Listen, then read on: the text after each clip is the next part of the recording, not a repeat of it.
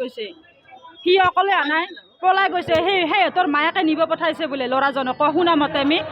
কৈছি 6-7জনমান ল'ৰাক পঠাই দিছে ল'ৰাটো লৈ গৈছে ল'ৰাটো লৈ যায় সিহঁতৰ ঘৰত 3-4 মিনিটমান সময় ৰাখিছে ৰাখি পেলাই সিহঁতৰ ল'ৰাজনৰ মামাকচৰ ঘৰ ৰামদিয়াত পঠাই দিছে ৰামদিয়াৰ পৰা তাৰে পিছদিনা গধূলি লৈ আহিছে গধূলি লৈ এই মানুহবিলাক তাৰমানে ভাল দেখুৱাৰ কাৰণে এনে শুনছোঁ আমি মায়াক বাপেক বহুত ছয়তান বুলি শুনছোঁ কিন্তু ছয়তান কাৰণে ছোৱালীৰ গাৰ্জেনে নেদা বুলি কৈ আছিল তাৰে পিছত ঘূৰি আৰু সিহঁতে মানুহবিলাক ভাল দেখুৱাৰ কাৰণে পাটৰ কাপোৰ আনি দিছে সোণা গহনা পিন্ধে কাৰণে নিকা দিছে আৰু এতিয়া মানুহবিলাকৰ আগত কৈ খুজিছে যে আমি ৰবিবাৰে বিয়া পাতিম ছোৱালীৰ আৰু ল'ৰাৰ এটা বিয়া পাতিম এতিয়া মানে শুনা মতে আমি এতিয়া সিহঁতৰ ঘৰৰ মানুহে কিবা অসুখ হোৱা বুলি কৈছে আৰু আমি শুনা নাই ভালদৰে 1-1:30মান বজাত গম পাইছোঁ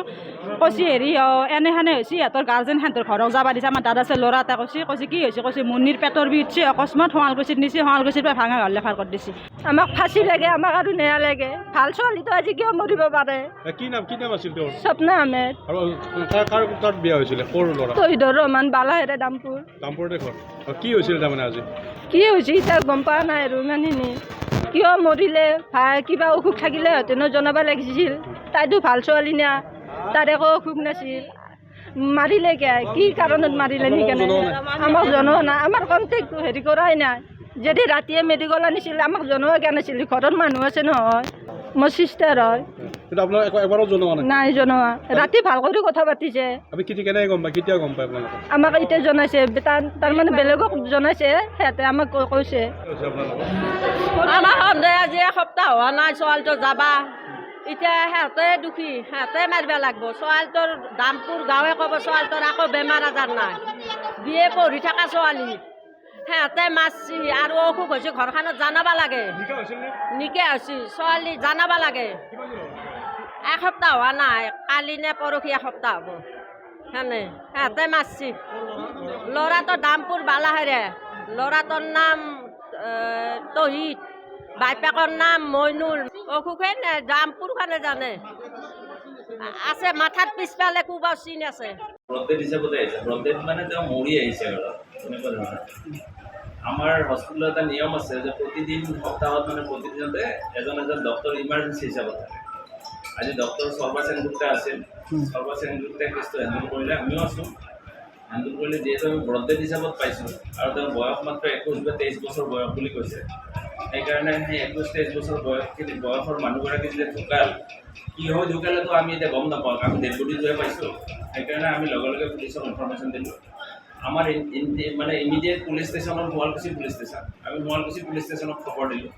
কিন্তু দামপুৰৰ পৰা আহিছে কেছটো দামপুৰৰ মানে মানুহখিনি পুলিচ ষ্টেচনৰ পৰা হাজো চ' আমাৰ যেতিয়া শুৱালকুছি পুলিচ ষ্টেচনক আমি কথাখিনি ক'লোঁ আমাৰ শুৱালকুছি পুলিচ ষ্টেচনে লগে লগে হাজোত ইনফৰমেশ্যন দিলে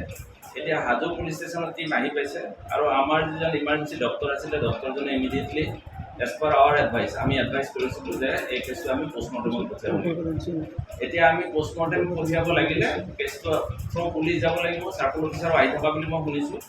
আহি আছে তেখেতে তেওঁ ইনকুৱেষ্টটো কৰিব ইয়াতে কৰাৰ পিছত আমি ডেড বডিটো হেণ্ড অভাৰ কৰি দিম হেণ্ড অভাৰ কৰাৰ পিছত পষ্টমৰ্টেম ৰিপৰ্ট আহিব পষ্টমৰ্টেম ৰিপৰ্ট অহাৰ পিছতে আচল মৃত্যুৰ কাৰণটো আমি জানিব পাৰিম আঘাতৰ চিন আমি পোৱা নাই ষ্ট্ৰেংগুলেশ্যন মাৰ্কো একো পোৱা নাই কেছটোৰ একো ষ্ট্ৰেংগুলেশ্যন মাৰ্ক তেওঁ মানে ছাপ'জ ফাষ্ট লৈছে বা কিবা লৈছে তেনেকুৱা ধৰণৰ কথা আমি পোৱা নাই আৰু কেছটো কিন্তু চিভিয়াৰলি এনিমিক পাইছোঁ আৰু শুনামতে 7 দিন আগতে কিবা বিয়া হৈছে না পলুৱাই আহিছে পলাই আহিছে তেনেকুৱা ধৰণৰ কথা এটা আমাক মানে কৈছে আৰু গাৰ্জেনবিলাকে সেইখিনিয়ে কথা আমাৰ জানো পেচেণ্টটো কেতিয়া আনিছিল প্ৰায় ৰাতি 1:45 2টাৰ ভিতৰত নিশা আমি কিন্তু ব্ৰডডেড হিচাপতে পাইছোঁ কেছটো তাৰমানে অন্ধাবয়ো মৰিব পাৰে ঘৰতো মৰিব নিশা আহিছে মানে আজি 2টামান বজাত আহিছে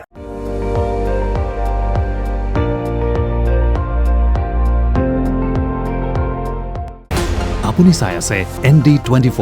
সৰ্বশ্ৰেষ্ঠ নহয় সৰ্বোত্তমৰ দৌৰ